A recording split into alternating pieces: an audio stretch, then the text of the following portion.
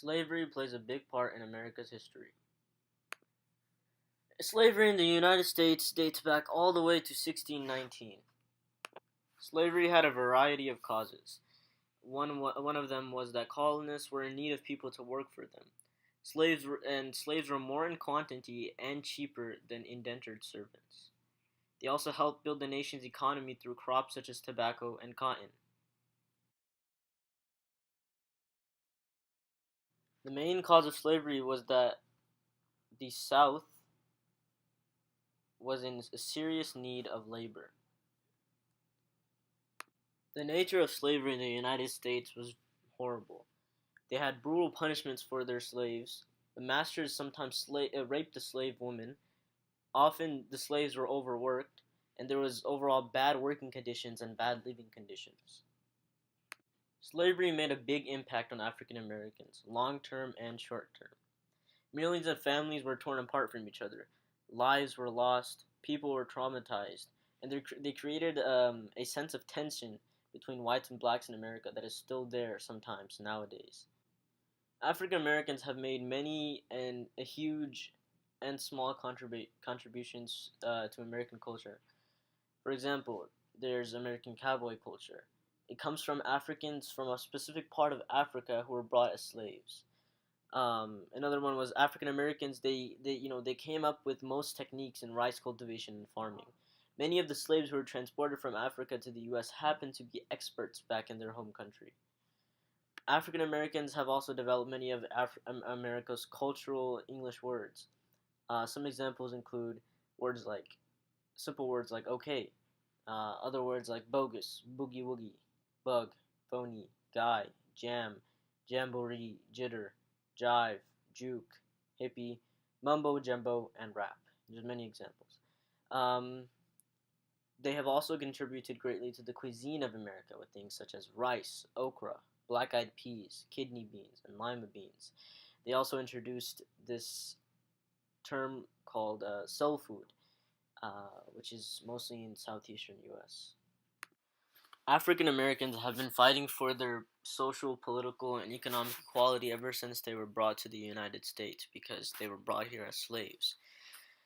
And so, a website known as Reuters.com mentions in an article that it says in the decades after the end of the Civil War, two black Americans were elected to the U.S. Senate before a series of laws ushered in an era of disenfranchisement, segregation, and lynchings, all of which stifled black political participation.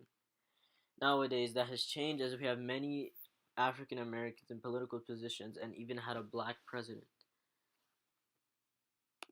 Social equality has gotten a lot better as well. While there's still discrimination, um, there's many statistics that show that things have progressed. For example, in 1940, 60% of employed black women worked as domestic servants. Today, the number is down to 2.2%, while 60% hold white-collar jobs. In 1958, 44% of whites said they would have moved if a black family became their next-door neighbor. Today, the figure is 1%. In 1964, this year the Great Civil Rights Act was passed. Only 18% of whites claim to have a friend who is black. Today, 86% say they do, while 87% of blacks assert that they have white friends. For economic equality, African Americans are fighting today for equality in terms of the workplace. Historically, they have been channeled for cheap labor and sometimes are not accepted at jobs due to their skin color. In some cases, white employees make more money than black employees.